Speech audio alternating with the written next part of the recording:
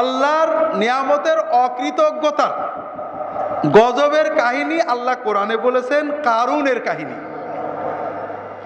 কারুন মনে করতো আমার যোগ্যতা অর্জন করেছি, কিন্তু এই গৌরব তাকে কোন বিপদে নিয়ে গিয়েছিল যদি কালকে প্রসঙ্গ আসে আমরা বলবো আল্লাহু আলাম। আমি আজকের মতো বিদায় নিচ্ছি। আমি অপেক্ষা করছিলাম শেখ এসে যাবেন, এসে গিয়েছেন। সুবহানাকা আল্লাহুম্মা ওয়া বিহামদিকা। ঠিক আছে, হুজুর বলছেন 10:30 পর্যন্ত নাকি আমার সময় আছে, তাহলে আমি আর 10-15 কারণের গল্পটা বলে দিই নাকি?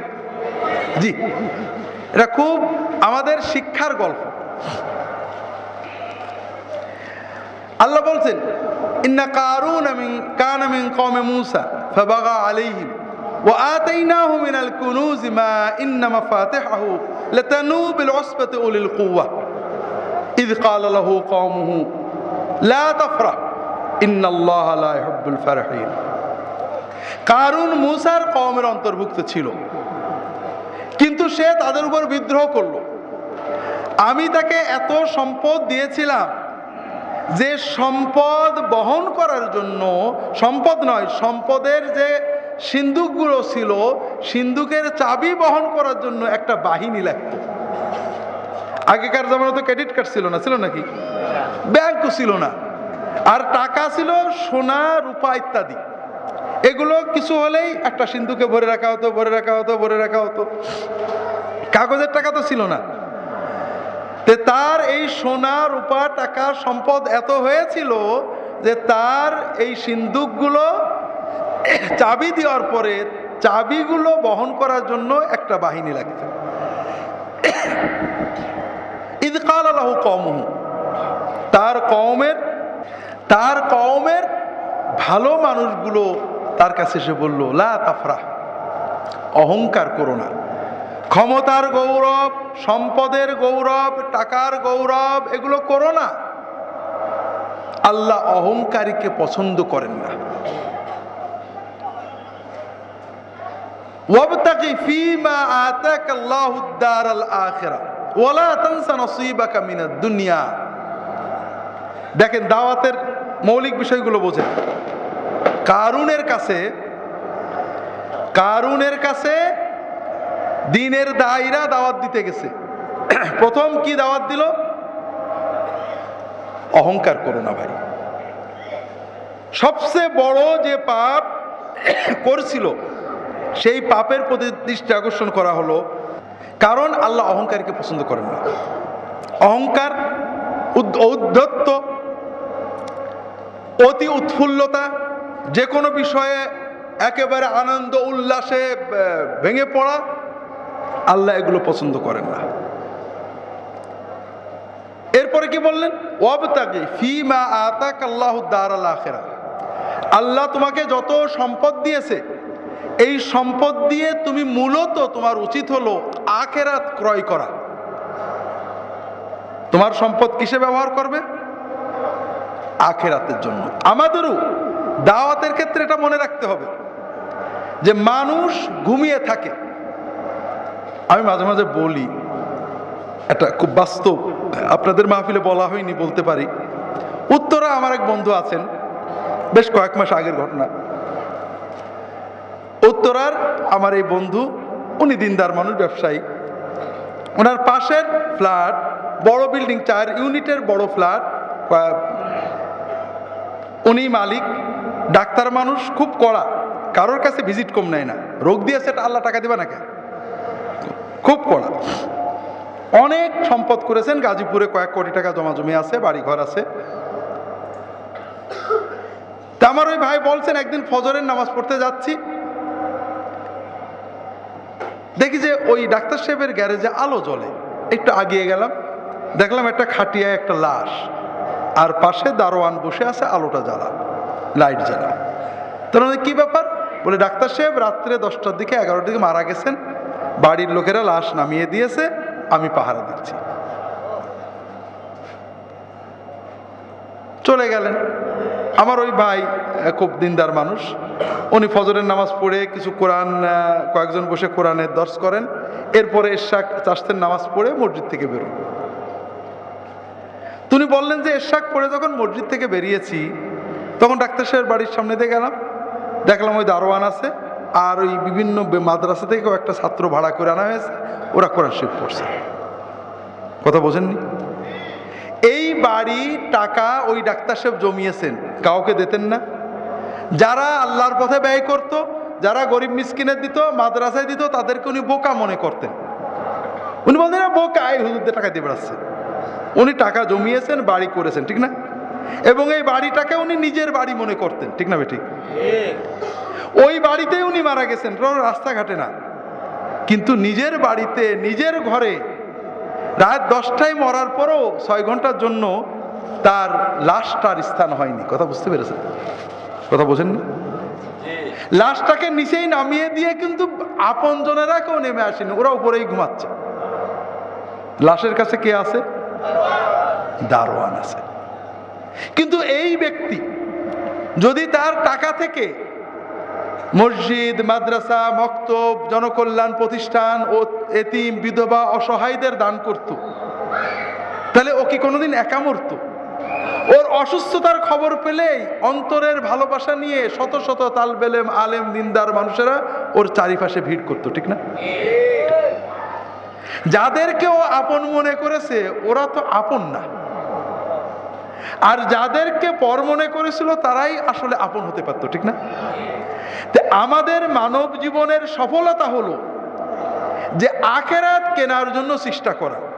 আপনি যখন আখেরাত কেনার জন্য চেষ্টা করবেন, আপনার দুনিয়াও সফলতা মণ্ডিত হবে। আর যখন আপনি মনে করবেন যে এই আপনার দুনিয়ার এই সব আপনার, আপনি ঠকে যাবেন, দেখবেন এগুলো কোনোটাই আপনার থাকেনি। আর এটাই আখেরাতমুখীটার বড় সফলতা। আল্লাহ রসুল সাল্লাল্লাহু আলাইহি ওয়াসাল্লাম আমাদেরকে সুন্দর করে বুঝিয়েছেন, মান কানাতিদ দুনিয়া হাম্মাহু জাআলাল্লাহু ফাকরাহু বাইনা আইনাইহি ওয়া ফাররাকা আলাইহি আমরাহু ওয়া লাম ইয়াতি মিনাদ দুনিয়া ইল্লা মা কুতিবা লাহু। যে ব্যক্তি দুনিয়া নিয়ে চিন্তা করে, শুধু দুনিয়ার গেইন লাভের জন্য চিন্তা করে, যার চিন্তা চেতনা, মনের আশা বাসনা, লক্ষ্য গোল দুনিয়া নিয়ে, আল্লাহ তাকে 3টে বিষয় দান করেন। কয়টা? 1 নম্বর, তার চোখের সামনে দারিদ্র ঝুলিয়ে রাখেন। তার মানে কি? পিছনে ব্যাংকে কয়েকশো কোটি টাকা আছে, কিন্তু একটু মনে পড়ছে না, চোখের সামনে অভাব। 2 লাখ টাকার জন্য দুর্নীতি করে, ব্যাংকে, সুইস ব্যাংকে টাকা আছে, তারপরও একটা চাকরি দেওয়ার জন্য 2 লাখ, 3 লাখ, 5 লাখ নেই। আছে না নেই? একটা বিচার করার জন্য নেই। কোটি কোটি টাকার সম্পদ সারা বিশ্বে আছে, তারপরেও 2 বিঘা জমি কেড়ে নেওয়ার জন্য মানুষের দলিল ছিনিয়ে নেয়। আছে না নেই? তার মানে ওর ওই যা আছে ওটা কিছুই না, ওর চোখের সামনে ঝুলে আসা অভাব। ওর মতো অসহায় নেই দুনিয়াতে। ওয়াফাররাকা আলাইহি আমরাহু, তার কাজ কামগুলো বিক্ষিপ্ত হয়ে যায়। এদিকতে ধরলে এদিকে দৌড় মারে, এদিকতে ধরলে ওইদিকে দৌড় মারে, তার কাজ কাম বিক্ষিপ্ত হয়ে যায়। সারাদিন চলে যায় কাজ শেষ করতে করতে, মনের শান্তি নেই, ঘুম ঠিক মতো হয় না, ঘুমের ওষুধ খেয়ে ঘুমান লাগে। আর এত কিছুর পরও দুনিয়ার ওইটুকুই পায় যেটা আল্লাহ তার দেন। কথা বোঝেননি? ওমান কানাতিল আখিরাতু হাম্মাহু, আর যার চিন্তা চেতনা আখিরাতমুখী, যে ব্যবসা করে আখিরাতের চিন্তা করে, বিয়ে করে আখিরাতের চিন্তা করে, দিনের দাওয়াত দেয় আখিরাতের চিন্তা করে, লেখাপড়া করে আখিরাতের চিন্তা করে, যার সব সময় চিন্তাটা হলো আখিরাতের সফলতা, আল্লাহর সন্তুষ্টি, আল্লাহ তাকে 3টে জিনিস দেন। 1 নম্বর হলো জাআলাল্লাহু গিনাহু ফি কলবিহি, তার অন্তরের ভিতরে আল্লাহ সচ্ছলতা দিয়ে দেন, অমুখাপেক্ষিতা দিয়ে দেন। খুব ভালো করে বোঝেন ভাইয়েরা, অভাব কি? আপনার লোভ হচ্ছে তো ওইটা দরকার, আর শান্তি কি? আপনার ভিতরে লোভ নেই, আমি আলহামদুলিল্লাহ ভালো আছি। এই দুনিয়াতে হ্যাপিয়েস্ট কান্ট্রি সার্ভে হয়, মোস্ট হ্যাপি কান্ট্রি যেগুলো, দেখা গেছে যেসব দেশগুলো টাকা পয়সায় উন্নত তাদের চেয়ে অনেক কম উন্নত দেশের মানুষেরা অনেক বেশি সুখী আছে। কারণ সুখটা শুধু টাকা পয়সার সাথেই না। এজন্য যখন মানুষের অন্তরের ভিতরে স্যাটিসফ্যাকশন আছে, আমি ভালো আছি আলহামদুলিল্লাহ, আল্লাহ তাআলা আমাকে যা দিয়েছেন ভালো আছি, টাকা ব্যাংকে কম আছে এটা না, আলহামদুলিল্লাহ আজকে খাচ্ছি, পেট ভরা আছে, কালকের খাবার আছে, আলহামদুলিল্লাহ, আর কি চাই, পরশুদিন আল্লাহ চালাবে। কথা বুঝতে পারেননি? ওয়াজামা আলাইহি আমরাহু, আল্লাহ তাআলা তার কাজকামগুলো সুন্দর করে এক করে দেন, কাজ কাম গুছায় করে আরামে ঘুমাই। কথা বুঝেননি? ওয়া আতাতহুদ দুনিয়া ওয়া হিয়া রাগিবা, আর এত কিছুর পরেও সে দুনিয়া চায় না, আল্লাহকে নিয়ে আখিরাত নিয়েই সে কাজ করতে থাকে। আল্লাহর সন্তুষ্টি আখিরাতের সফলতার জন্য সে পাড়ায় পদক্ষেপ নেয়, লেখাপড়া করে, চাকরি করে, ওকালতি সব কিছু করে। তারপরেও আল্লাহ তার জন্য দুনিয়াকে বশীভূত করে দেন, দুনিয়া বাধ্য হয়ে তার নত হয়ে যায়। কাজেই দ্বীনি দাওয়াতের বড় বিষয় যেটা আপনাদের বলছিলাম, কোরআনের 3 ভাগের 1 ভাগ হলো আখিরাত। আখিরাতের চিন্তাকে উজ্জীবিত করো।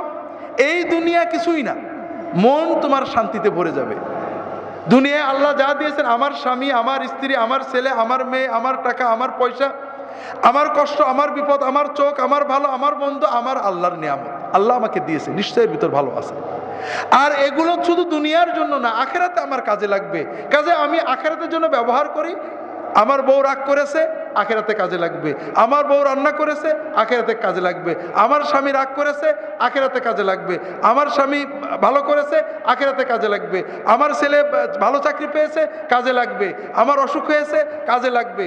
আমার চিন্তা যখন আখিরাতমুখী হবে, তখন দুনিয়াটা আমার জন্য আনন্দময় হয়ে যাবে। যেমন একটা ছাত্র যখন পরীক্ষায় ভালো করব এই জন্য পড়াটা কিন্তু তার আনন্দের বিষয়ে পরিণত হয়ে যায়, পড়াটা তার একটা আনন্দের অভ্যাসে পরিণত হয়ে যায়। কাজেই এই দুনিয়ার জীবন আখিরাতমুখিতার মাধ্যমে উপভোগ করা যায়। দুনিয়াকে যখন আপনি মনে করবেন এই দুনিয়া, নাস্তিকদের জীবন নেই, পশুর চেয়েও খারাপ। জীবনে যে কষ্টগুলো, দুঃখগুলো, এগুলোই বড়। আর মুমিনের যেহেতু আখিরাতের চিন্তা থাকে, এই জন্য মুমিনের জীবনে কোনো ব্যর্থতা নেই, কোনো ক্রন্দন নেই, কোনো হতাশা নেই। আর এজন্যই আল্লাহর দাওয়াতের প্রথম যে জিনিসটা ওই দায়রা যে বোঝালেন, তুমি আখিরাতমুখী হও। ওয়ালা তানসা নসিবাকা মিনাদ দুনিয়া।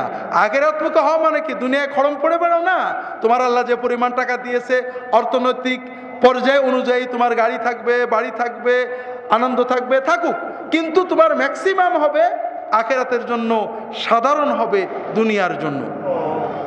ওয়া আহসিন কামা আহসানাল্লাহু ইলাইক। আল্লাহ যেমন তোমাকে উপকার করেছেন, তুমি আল্লাহর বান্দাদের কল্যাণে হাত বাড়িয়ে দাও। এই সব নসিহত শুনে কারণ কি বললো? কালা ইন্নামা উতিতুহু আলা ইলমিন ইনদি। তোমরা কি ওয়াজ করছো? আল্লাহ দিয়েছে, আহসেন কামা আহসান। আল্লাহ আমার দয়া করেছে। কিসে আল্লাহ দয়া করেছে? আমি আমার যোগ্যতা দিয়ে, বুদ্ধি দিয়ে, জ্ঞান দিয়ে, প্রজ্ঞা দিয়ে, বিজ্ঞান দিয়ে আমি এটা অর্জন করেছি। আল্লাহ দিয়েছে মানে আল্লাহকে আসমান তেমন দিয়েছে নাকি? কথা বোঝেননি? এরপরের পরিণতি আপনারা জানেন। আল্লাহ বললেন যে তোমার মতো এরকম অনেক অহংকারী আগেও ধ্বংস হয়েছে, তোমার ধ্বংস দেরি নেই। দুনিয়ার মানুষেরা, দুর্বল ইমান মানুষেরা জাগতিক চাকচিক্যে কারুনের মতো সম্পদ চাইতো। যখন আল্লাহ কারুনকে ধ্বংস করে দিলেন, তখন মুমিনরা বলতে লাগলো, হাই, দুনিয়ার চাকচিক্য বড় জিনিস না, আখিরাতের জীবনই বড়। তো ভাইরা, আল্লাহর নিয়ামতের প্রতি কৃতজ্ঞতা, আখিরাতমুখিতা, দাওয়ামুখিতা, এটা আমাদের আলোচনার মূল বিষয় ছিল। আপনারা যদি অনুভব করতে পারেন, আল্লাহ যদি আমাকে আপনাকে ঠিক সুন্নত মোতাবেক দাওয়াতের তৌফিক দেন, উম্মতের দলাদলি ইখতিলাফ দূর করে, তাফাররুক বিভেদ দূর করে ঐক্য এবং জামায়াতের দাওয়াত দেওয়ার তৌফিক আল্লাহ তাআলা আমাদের দেন, এটা বড় সৌভাগ্য বলে গণ্য করব আমরা। আল্লাহ তাআলা আমাদের সবাইকে তৌফিক দান করুন, আমিন।